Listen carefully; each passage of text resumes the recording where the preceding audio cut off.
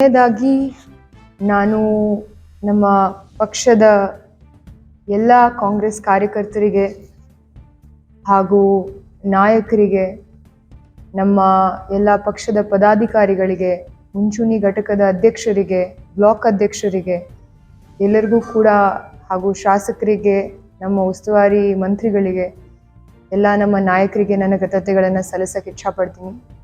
ಈ ಒಂದು ಚುನಾವಣೆಯಲ್ಲಿ ನನಗೆ ಬಹಳ ಶಕ್ತಿ ತುಂಬಿ ಪಕ್ಷದ ಒಂದು ಸಂಘಟನೆಯಲ್ಲಿ ನಾವೆಲ್ಲರೂ ತೊಡಗಿ ಈ ಚುನಾವಣೆಯಲ್ಲಿ ಬಹಳ ಧೈರ್ಯದಿಂದ ನಮ್ಮ ಎಲ್ಲ ಕಾರ್ಯಕರ್ತರು ಬಹಳ ಒಳ್ಳೆ ಕೆಲಸ ಮಾಡಿದ್ದಾರೆ. ಸೊ ಅವರೆಲ್ಲರಿಗೂ ಕೂಡ ನಾನು ಯಾವತ್ತಿದ್ರೂ ಕೂಡ ಚಿರಋಣಿಯಾಗಿರ್ತೀನಿ. ಈ ಸೋಲಿನ ಒಂದು ಹೊಣೆಯನ್ನು ನಾನು ಎತ್ಕೊತೀನಿ. I take responsibility for this defeat.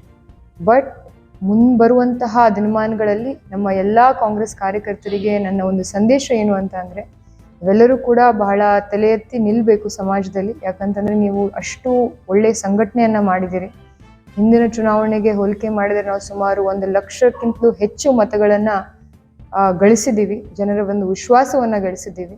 So ಅದಕ್ಕಾಗಿ ಆ ಒಂದು ನಿಟ್ಟಿನಲ್ಲಿ ನಾವೆಲ್ಲರೂ ಕೂಡ ಮುಂಬರುವಂತಹ ಚುನಾವಣೆಗೆ ಇನ್ನೂ ಹೆಚ್ಚಿನ ಸಂಘಟನೆಯನ್ನು ಮಾಡಿ, ಪ್ರಯತ್ನವನ್ನು ಮಾಡಿ ಮತ್ತೊಮ್ಮೆ ಕಾಂಗ್ರೆಸ್ ಪಕ್ಷವನ್ನು ಇಲ್ಲಿ ಕಟ್ಟಿ ಈ ಒಂದು ಕಾಂಗ್ರೆಸ್ ಪಕ್ಷವನ್ನು ಜಯಭೀರಿ ಮಾಡುವಂತಹ ಎಲ್ಲ ಪ್ರಾಮಾಣಿಕ ಪ್ರಯತ್ನವನ್ನು ನಾವು ನಮ್ಮ ವತಿಯಿಂದ ಮಾಡ್ತೀವಿ ಅಂತ ಹೇಳ್ತಾ, ಈ ಒಂದು ಸಂದರ್ಭದಲ್ಲಿ ನಾನು ಯಾವತ್ತೂ ಹೇಳಿಲ್ಲ, ಆದರೆ ಇವತ್ತು ನಾನೇನು ಹೇಳಕ್ಕೆ ಇಚ್ಛಪಡ್ತೀನಿ ಅಂತಂದರೆ, ನಾನು ನಮ್ಮ ತಾಯಿಯವರಿಗೆ, ನನ್ನ ತಂಗಿಗೆ, ವಿಶೇಷವಾಗಿ ನಮ್ಮ ಮನೆಯವರಿಗೆ ನನ್ನ ಕೃತಜ್ಞತೆಗಳನ್ನು ಸಲ್ಲಿಸೋಕ್ಕೆ ಇಚ್ಛಪಡ್ತೀನಿ.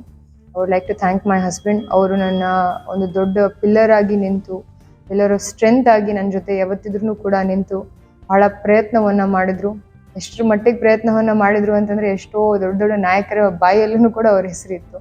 ಸೊ ಅದಕ್ಕಾಗಿ ಅವ್ರಿಗೂ ಕೂಡ ನಾನು ನನ್ನ ಕೃತಜ್ಞತೆಗಳನ್ನು ಸಲ್ಲಿಸೋಕ್ಕೆ ಇಚ್ಛಪಡ್ತೀನಿ. ನಮ್ಮ ತಾಯಿ ಎಷ್ಟು ಹಳ್ಳಿಗಳಿಗೆ ಪ್ರಚಾರ ಮಾಡೋಕ್ಕೆ ಹೋಗಿದ್ದಾರೆ, ಅಷ್ಟು ಹಳ್ಳಿಗಳಲ್ಲಿಯೂ ಕೂಡ ಪ್ರತಿಯೊಂದು ದೇವರಿಗೂ ದೀಪ ಹಚ್ಚಿದ್ದಾರೆ. ತುಪ್ಪದ ದೀಪ ಹಚ್ಚಿ ಅಲ್ಲಿ ಒಂದು ಪ್ರಚಾರವನ್ನು ಪ್ರಾರಂಭ ಮಾಡಿದ್ದಾರೆ. ಅಷ್ಟು ಮನಸ್ಸಿನಿಂದ ನನ್ನ ಜೊತೆ ಕೈ ಜೋಡಿಸಿರುವಂತಹ ನಮ್ಮ ತಾಯಿಯವರಿಗೆ, ನಮ್ಮ ತಂಗಿಯವರಿಗೆ, ನನ್ನ ತಮ್ಮಂದರಿಗೆ, ನಮ್ಮೆಲ್ಲ ಕುಟುಂಬಸ್ಥರಿಗೆ ನನ್ನ ಕೃತಜ್ಞತೆಗಳನ್ನು ಸಲ್ಲಿಸ್ತಾ, ನನಗೇನು ಹಂಗೆ ಅನಿಸಲ್ಲ ಸರ್. ನನಗೆ ಅನಿಸೋ ಮಟ್ಟಿಗೆ ಎಲ್ಲ ನಮ್ಮ ಶಾಸಕರು ಅಥವಾ ನಾಯಕರಾಗಿರ್ಬೋದು, ಎಲ್ಲರೂ ಬಹಳ ಒಗ್ಗಟ್ಟಿನಿಂದ ಈ ಚುನಾವಣೆಯನ್ನು ಎದುರಿಸಿದ್ದೀವಿ. ಹಲವಾರು ಕಾರಣಗಳಿಂದ ಕೆಲವೊಂದ್ಸರಿ ಚುನಾವಣೆಯಲ್ಲಿ ಗೆಲುವಾಗುತ್ತೆ, ಕೆಲವೊಂದ್ಸರಿ ಸೋಲಾಗುತ್ತೆ. ಸೋಲು ಗೆಲುವು ರಾಜಕಾರಣದಲ್ಲಿ ಬಹಳ ಅನಿವಾರ್ಯ.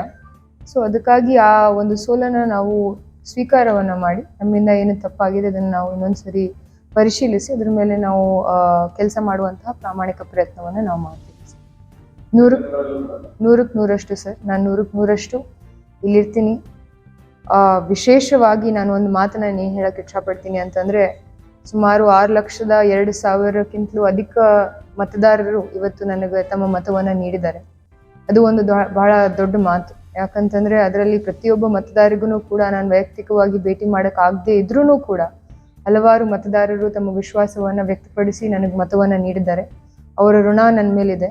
ಯಾವತ್ತಿದ್ರೂ ಕೂಡ ನಾನು ಬಾಗಲಕೋಟೆ ಜಿಲ್ಲೆಯಲ್ಲಿ ಇದ್ದು ಇಲ್ಲಿರುವಂತಹ ಮುಂಬರುವಂತಹ ದಿನಮಾನಗಳಲ್ಲಿ ಇನ್ನೂ ಹೆಚ್ಚಿನ ಕೆಲಸವನ್ನು ನಾನು ಈ ಕ್ಷೇತ್ರದಲ್ಲಿ ಮಾಡ್ತೀನಿ ಅಂತ ನಾನು ನಿಮ್ಗೆ ಹೇಳಕ್ಕೆ ಇಚ್ಛಪಡ್ತೀನಿ.